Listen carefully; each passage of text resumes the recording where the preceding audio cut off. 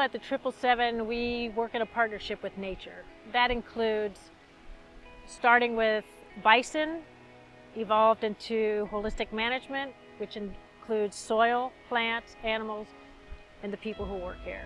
That's the partnership. It's a whole, and you've got to have all of it to make it work. I feel we have a living classroom, and I believe in what we do, and I think the only way to get the word out and show people that holistic management does work, and it can make a difference. And that's one reason why we do put on holistic management courses out here. It's living proof you can be sustainable and profitable using this type of management.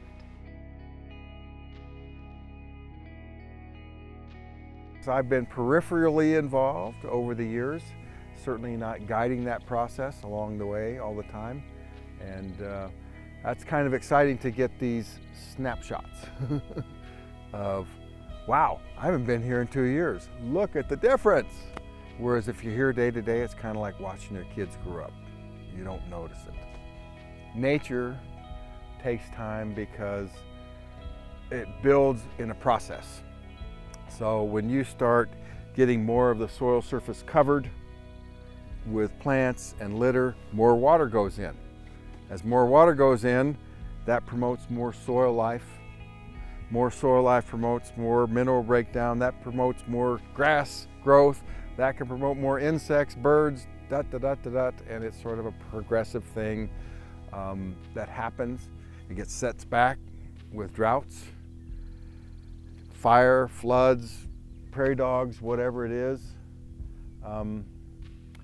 But the animals all benefit from that, and we have to weather the storm.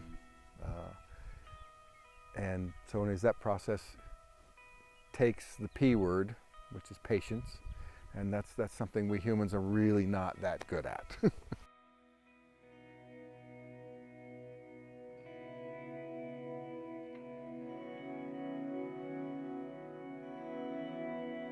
"13 years ago, I was a take half, leave half traditional agriculture kind of guy, and all of this hippie, happy grass, rotational grazing didn't really resonate with me because I've seen it fail in the past. My job here as a manager is pretty easy because we don't really manage the buffalo. We manage the grass. The buffalo manage themselves. So that makes my job pretty easy as a manager. Everything I get comes from this land. All the dollars that I put in my pocket as a paycheck, everything that I buy comes from grass. And if we don't care about the ecosystem, it's almost like not caring about yourself, because everything I've got here with me right now, except for 2 items that I have when I first came here, has gotten from grass. And the reason that I've gotten it from grass is because we converted it into bison. I have seen the grass come back tremendously over 30 years, going through 2 7-year droughts. I've seen the diversity increase. That's been the biggest joy for me.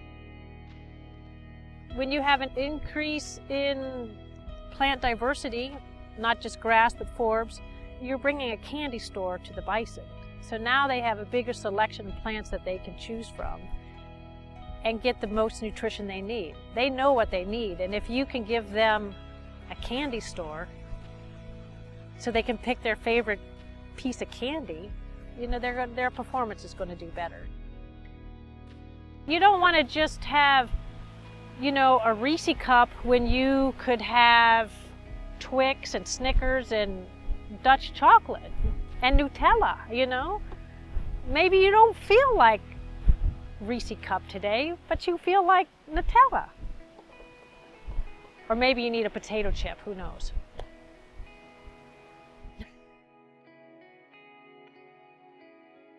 I moved here 4 or 5 years ago from Indiana. I worked on a hog farm. Never seen a buffalo in my life until I got out of the truck the day I showed up here. Never seen the place before, never been this far west of the Mississippi River. Everything's kind of a circle of life out here. Animals depend on the bison depend on other animals, and even throughout the seasons, they coexist together, you know, working with each other. I mean, I've never really been out with the bison and not seen a pronghorn with them. They go hand in hand.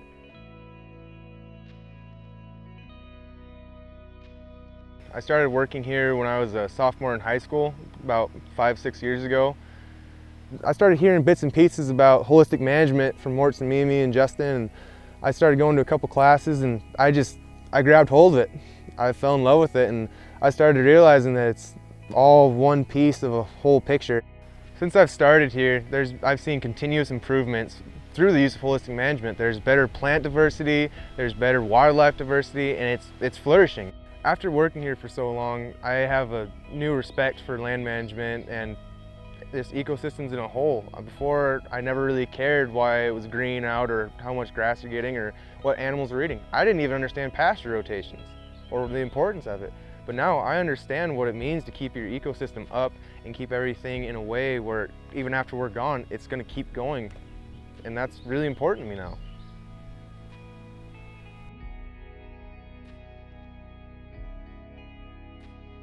The people that are here and committed, the biggest challenge that I see in most ranching operations today, everyone tells me, I can't find good help, I can't, whatever. It's a really special thing to see the people that are here and how committed they are and want to make things happen. And they're taking as much lead along with their leader. They're going together. That's pretty special. We need to plan our grazing for the growing season, so we need to go over any concerns or ideas that you guys have. I'm gonna have to move around the prairie dog poisoning. And then I've got holes open everywhere on the water lines. Right, and we didn't get to move them through the corrals like we wanted to either. No, not yet. I have seen a huge change in this ranch in the 30 years that I've been doing my transects, planning my grazing, buying into holistic management. And it hasn't always been easy because some of the teams I've had before the team I have now didn't buy into it. And the team I have now is probably, I'm the luckiest person in the world to have the people I work with. We're a great team. Each brings something to the table. And it took me a long time to get these gentlemen to embrace what I believe in, including the importance of a coyote running across the prairie and letting it live instead of shooting it. Everything is part of this environment out here, and we have to have it. If we're going to promote healthy soils and healthy grass, we got to have every component. Buffalo are our tools, and they work with us. They're part of our team.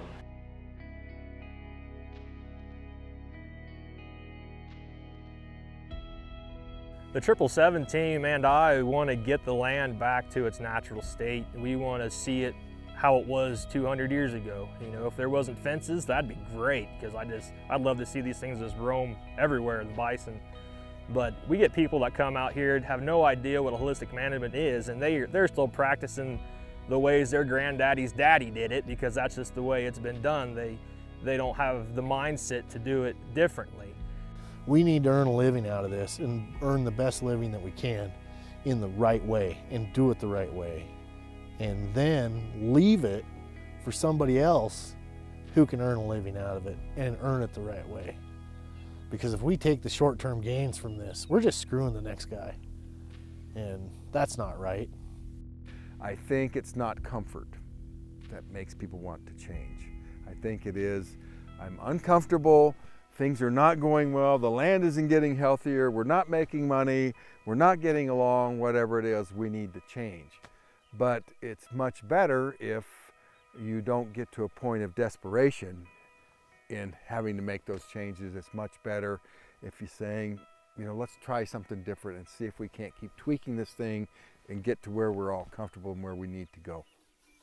I think there's a lot of hope right now in agriculture. I think there's an awareness and people want to take care of the land better.